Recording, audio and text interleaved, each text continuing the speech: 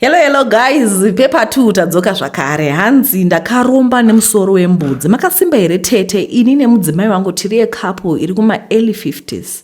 Uye takakomborerwa nevana 4. Takaromba nemusoro wembudzi tete, asi kwete hatina kuromba tichiziva.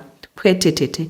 Takatovharwawo nen'anga taenda tafambira urwere hwemwana akangotanga kurwara mysteriously. Dai varombesi ava vachigara vataura chokwadi, munhu oita decision yake. Kwete kuzozviziva leta kuti wanyura mumadhaka chaiwo.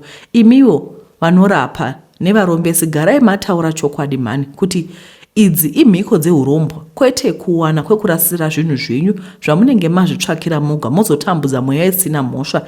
Ini chikuriro changu chose handina kumbobvira ndakabata mushonga, ndakatotumwa nesituation yaingawira mwana wangu maka. Munoziva tete hapana parent anoda kuona mwana wake achisafa, saka unotoita anything possible kuitira kuti mwana wako ararama.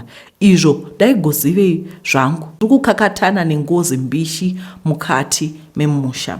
Tete chakaona hama achisweka, asi ndakazobata ngozi yemusango inopedza dzinza rese. Mwana wangu musikana makanaka akangotanga kurwara zvisina tsanangudzo. Takaenda kuchipatara tete, no change. Kuma prophets ane mukurumbira anoita ma one on one.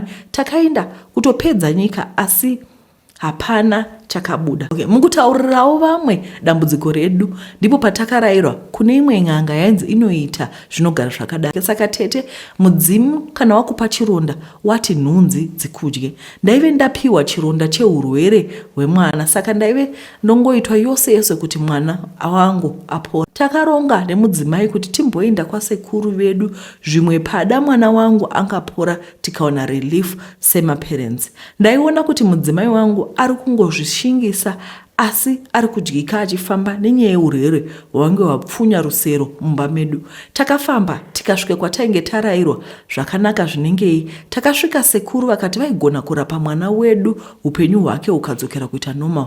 Tainge taenda naye maka. Sekuru vakatora muswe, vakamupuma-puma, vakatora midzi, vakarunga bota. Mwana akatanga kuchaya nekurutsa. Takapanika chifunga kuti mwana ava kutowedzera kurwara, asi sekuru vakatisimbisa, vakati ndiko kwaiva kurapika kwake. Takapedza vhiki, maka akadzoka kuita chigwindiri chaicho, kuita sekuti haana mbobvera arwara chaiko. Sekuru havana kumboti chaja mazimari, vakangoti vaida yematare neyemushonga yavainge vashandisa.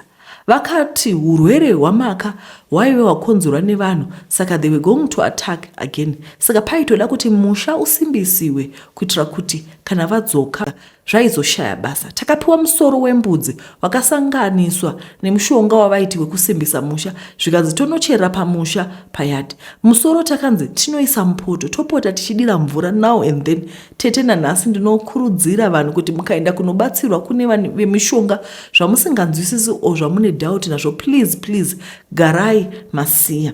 Ini nemhuri yangu I'm a living testimony yekurombeswa nen'anga. N'anga dziri kutowana kwekurasira dzinozvinetsa.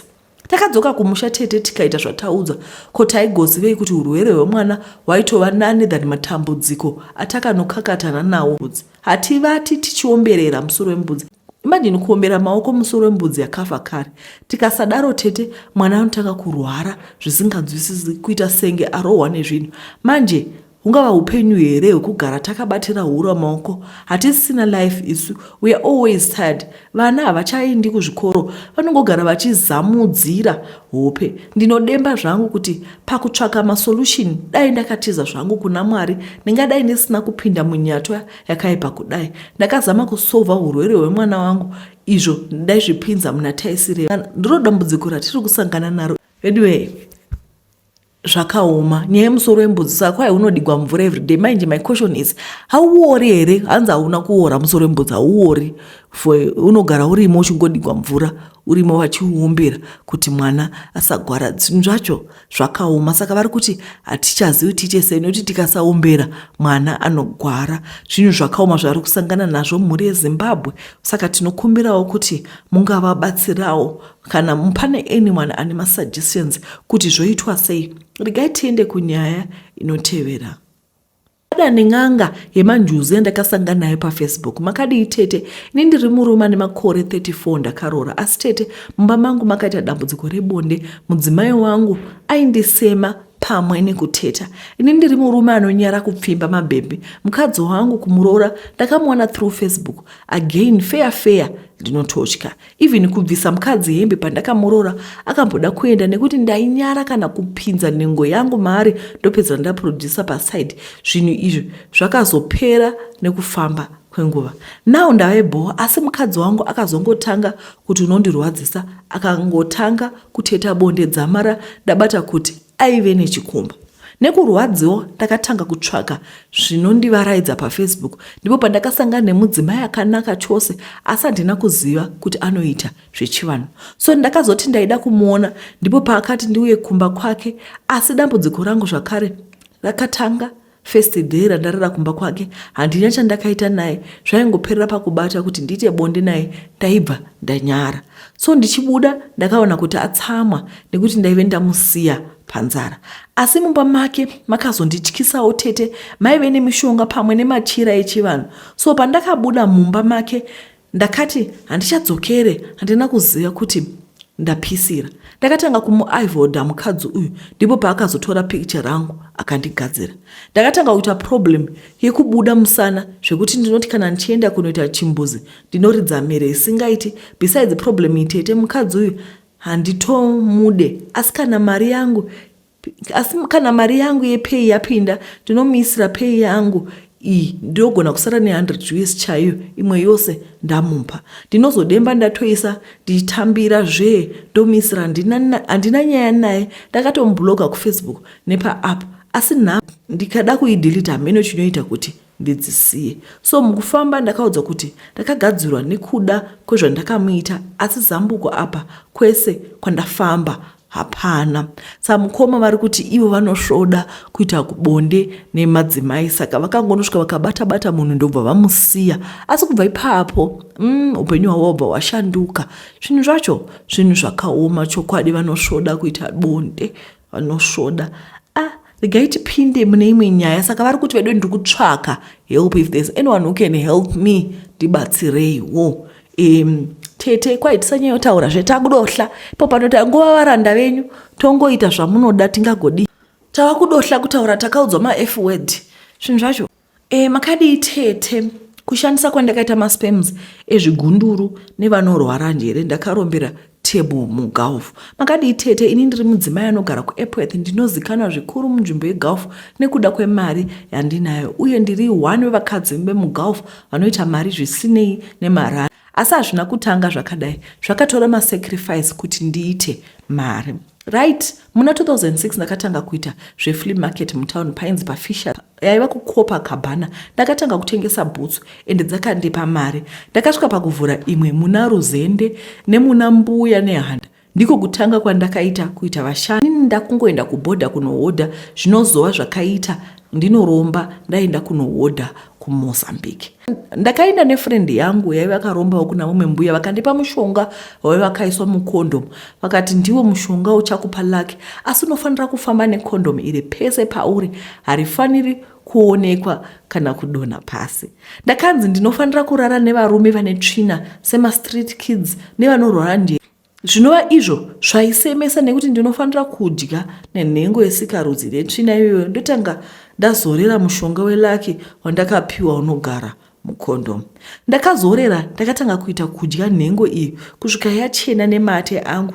Kana yachena ndopfekedza benzi iri kana street kid condom randinenge ndatenga, then ndo randinozoendesa kuna mbuya ava vogadzira urume uhwo kuti ndiite mari. Tete ndakadzoka ndikatanga kutsvaka ma-street kids kuti aive padhuze neni nekuvatengera food. Ndaizotora one kuti andiperekedze kumba kwangu, ndiye wandaizorara naye. Ndava nemakore ndichizviita. Mamwe ma-street kids aiva kutofara nekuti ndinenge ndichita bonde nawo, vakatanga kuuya vega. Ndine murume anorwara njere wandakazotora muna Beatrice ameno, ndikaenda naye kumba kwangu. Tete ainhuwa aine tsvina zvekuti pandakadya nhengo yake ndakaziva kuti ndicharwara. Ndakaita mapundu mukanwa tete zvekutombonogara muchipatara, asi ndipo pandakaita pfuma yakawanda. Ndakaramba ndakungodaro kusvika iye zvino, asi dambudziko ravavepo ndaikuteerwa nemapenzi tete. pese pandiri ndotoone time ndisiri kupinda kana mutauni. Vamwe vevana vandakarara navo vanogara murodhi, vaya vanouya pamba pangu tete zvekuti vakidzani vangu vakusvika pakunyumwa. Zvakatanga pakafa ambuya vakandipa mushonga, ini kufa kwavo handina kukunzwa, asi chakaitika ndakamuka ndisina kondomu raive vandipa raive nemushonga risimo mumba. Ndakafunga kuti ndarirasa, ndiko kuzofonera mbuya ava ndikaudzwa kuti vainge vatovigwa masikati acho. Kubva zvafa mbuya ma1 tete, mapenzi anondichemera kuti mukadzi wangu pamwe netuvana tudiki twandairara nato. Ndamboedza kufamba mudzin'anga nemaprofita, asi zviri kutoita wasted. Ndakugara ndakakiya mageti nekuti handipedze zuva ndisina kutsvagwa nebenzi kana street kids. Ndinodawo help kana pane angakwanisa kundiitira mhiko yekuzvimisa. Vari kutsvaga mhiko zvakare inogona kumisa zvinhu izvi, vachibuda mune imwe mhiko vachipinda mune imwe mhiko, tichingoenda takadaro. Saka she really needs help. Vari kuti ndiri kutsvaga munhu anogona kundibatsira kuti zvimire. Hamene kuti mhiko nyowani iyo inenge ichizofamba seuchu, hanzi unoramba uchinyura mumadhaka ukapinda muchivi kana kuti sin. When you start sinning unoramba uchinyura mumadhaka uchislida, inoita kunge mudslide yayo, uchislida uchienda uchichera rimwe gomba kuvhara rimwe gomba, papasara pakavhurika rimwe gomba uchichera rimwe gomba uchivhara rimwe gomba, zvichingoenda zvakadaro. Ndozvavari kukumbira vedu zvakaoma. Ndipo vaperera nyaya dzedu tinadzo dzakawanda, but handina energy. Handimona kuti handina energy. Ndakaudzwa ma-f word, munhu anozondudza ma-f word pano. Zvinoita kuti ohlakuya pano, chiregai ndimbonozorora pamwe ndingaudzwa zvema-f word. Muve nezuva rakanaka vedu guys. Thank you for watching. Ndodzoka zvakare mangwana. Thank you guys for watching. Kune vaya vanoda event, tazowana venue iri kuRunback. I'm going to see the venue tomorrow. Then tobva taronganya event. We are going to create a WhatsApp group. I'm sure it's going to be easier for everyone kuti tiite access to share information, but poster jari for poster pa community tab so that everyone gets to see the account number yekuisa mari yedu i450 sektora kwandakaita pane lunch yedu ipapo nema-photos from a professional photographer. Tobva tajaiva, we meet and greet. It's going to be amazing. Tinenge tine matopic akaita sekuti self care. As a mother you're supposed to take care of yourself, because vana mai akazhinji kachona you give and give and give and forget to take good care of yourself. Tine matopic akawanda. Tinenge tina doctor, we have a doctor friend vanenge vachitaura nyaya breast cancer, kuti how do you examine yourself, the importance yekuzvibata kuti ugare une zvinhu maoko. Handiti pane kuzongonzi waenda kuchipatara unonzi yadova stage 4 wakutofa. We need to have iye zvinoita kugara mumakore information. Hatifaniri kufa nezvinhu izvi, because with people tirikunza doctor vachizwa kuti kana une zamu rako risiri right vanotokubata-bata voda kudza kuti aiwo zamu rako iwe maybe ndichatoudza kuti vave nemapepa ekunyora mareferal kuti muende kuEllen Joseph, because anoshanda kuEllen Joseph nekuJoburg Jane. She's a surgeon, so she does operator mazamu. She's a breast cancer specialist.